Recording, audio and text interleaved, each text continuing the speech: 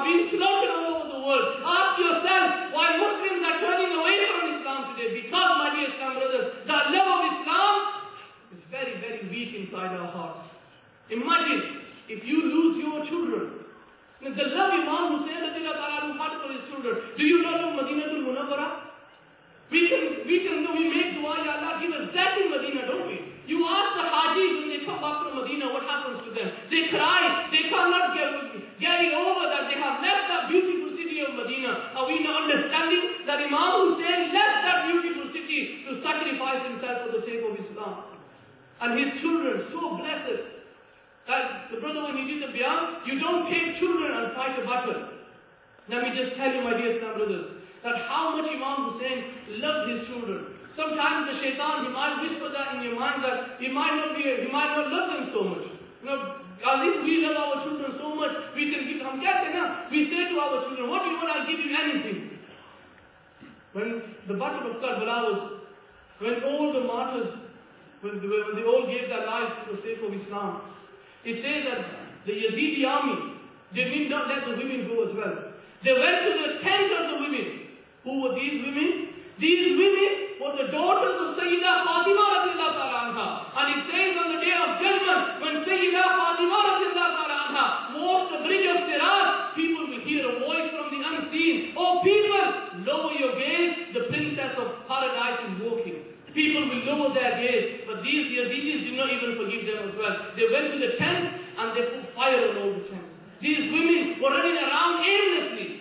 They didn't know what to do. They didn't know where to turn for help because everyone was martyred. No one was left. No men who could stand up for them. All of the men were martyred. And at that time, in that horror, the daughter of Sayyidina Imam Hussain radiallahu ta'ala anhu, I want to give you, my dear Islam brothers, that love of the Ahl-e-Bayt inside your heart as well. I want you to let your tears flow in the love of the Ahl-e-Bayt and see and imagine what the Ahl-e-Bayt went through on that day and what we can do for the sake of Islam. It says that Sayyida Zainab radiallahu ta'ala anha, Imam Hussain, she left his daughter, Sayyida Sakina, she was only about 9 or 10 years old. He left her in the trust of his sister Zainab, and he said, my sister, whatever happens, don't lose the sight of my beautiful daughter. Don't lose the sight of my beautiful daughter because I love her. I cannot go to sleep at night if she does not sleep with me. I love her so much.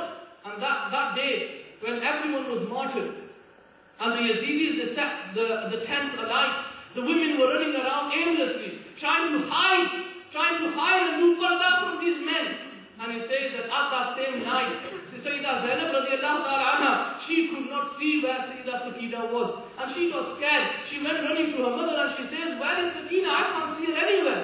And when she said that, her mother, she said, I don't know where she is. You were supposed to look after her. Where is she? And then it says that they were running around the battlefield of Karbala, looking through all them headless bodies of their sons, of their children, of their brothers and of their uncles. They were looking through, but they cannot find this beautiful little girl. And then at night, Sayyidah Zainab radiallahu ta'ala anha, she went into prayer, she went into sajda, she said, Ya Allah, my brother left me his daughter as a trust. Ya Allah, I have loved her. Ya Allah, don't let me break my trust. I want to look after her. Ya Allah, please help me. And it says, when dawn came, when the sun was rising in the morning, they say that Sayyidah Zainab radiallahu ta'ala anha, she spotted Sayyidah Sakina radiallahu ta'ala anha lying on a body. And when they went close, it was the body of Imam Hussain radiallahu ta'ala anhu. And when Sayyidah Zainab radiallahu ta'ala anha, she looked at her and she says, what are you doing here? We've been looking for you all night. And she says that when the Yazidis came into the tent and they put our tent on fire, I was trying to look for my father so that he could protect me. I was trying to look for my dad so that he could help and rescue me because I know my dad loves me. And she says that when I ran outside the tent, I shouted out for my dad. I couldn't find him anywhere. And then from one corner from this body, I heard my father saying, Sakina, come, I am here. And she says, I had a routine of sleeping every night in my father's lap. And I spent this night sleeping in the lap of my father again. And she says, I want you to tell my father. I want you to tell my father what Shimar did to me. those beautiful rings he gave me, he peels them off me.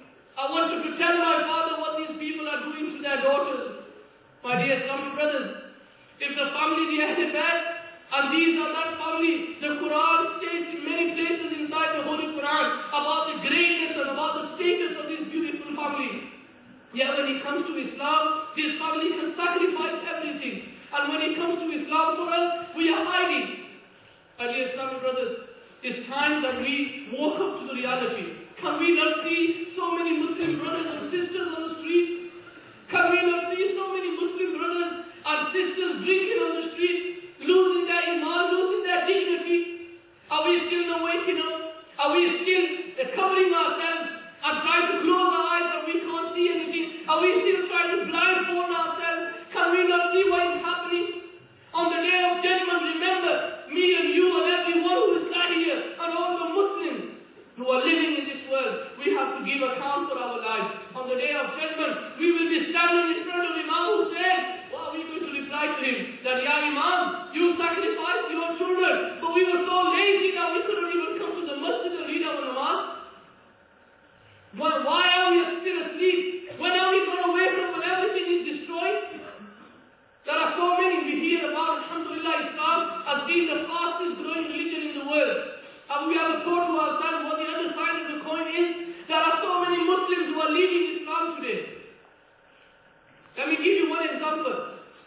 One brother, he was a brother, fell in love with a girl. She was a different religion. He fell in love with her. This is common today. So many parents are coming and crying. Our daughters run away from home. Our son has run away from home. He's wanting to get married to a non-Muslim. What do we do? How can we bring them back? Please give us Hafiz. Do something for us. My dear Islamic brothers, same thing. This young lad ran away from home, and I'm on all the attention of the young lad who was sat here. We don't know what the state of the parents is with. We don't know how much our parents have done for us. And then when we grow old, we leave them, and we leave them in such a state that we never even turn back to them. He says that, that boy, he left his home. He wanted to get married.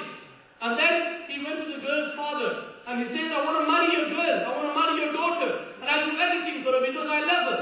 We only look at the beauty, we don't look at anything else. He says, I want to get married to her. And the father, he says that there is one condition. You have to accept my religion for you to marry my daughter. And that young boy, he didn't even think to himself. He didn't even say to himself that, he didn't even say that, do I have some time to think over it? Because he was madly in love with that daughter. He was blindfolded with her love. He says that it's okay, I will accept your religion, but don't let me run away without your daughter. I want to marry your daughter, I'll do anything for that. And he converted to that religion. This is one incident. There are so many incidents like that. There are so many, my dear Islamic brothers. Our brothers on the street. You go to the town center and you will see what is happening there. You go to the nightclub and you will be shocked to see that there are Muslim girls and boys dancing away in the nightclub. Yeah, it never wakes us up. It never ever makes us realize and understand. On one side we have these people who are sacrificing their everything so that me and you can have a better life in the future. It says if Imam Hussein did not sacrifice his life and the life of his children, we would not have this beautiful religion of Islam today, or in its state today as we have. We are free to worship, we are free to read the Quran. Yeah, how many times have we read the Quran? We've got so many copies of the Quran at home, we don't have time to read it. We'll do anything. We can go to a business trip miles and miles away, but we find it difficult to just travel in the Madani Qafila for 3 days. My dear Islamic brothers, I think it's about time that we understood that if we do not wake up, the time will come when we shall regret how we lived in this world. Dawat-e-Islami is here to help us. Dawat-e-Islami is here to give us a wake-up call so that we can unite together. Dawat-e-Islami is here so that we can come on the platform of Dawat-e-Islami and educate ourselves. I'm asking you, young brothers, if someone dies in your family, would you know how to read the funeral prayer of your father? Would you know how to read the funeral prayer? Would you know how to bury your father in the Sunnat way? I'm asking elders as well. मैं आपसे भी पूछता हूँ,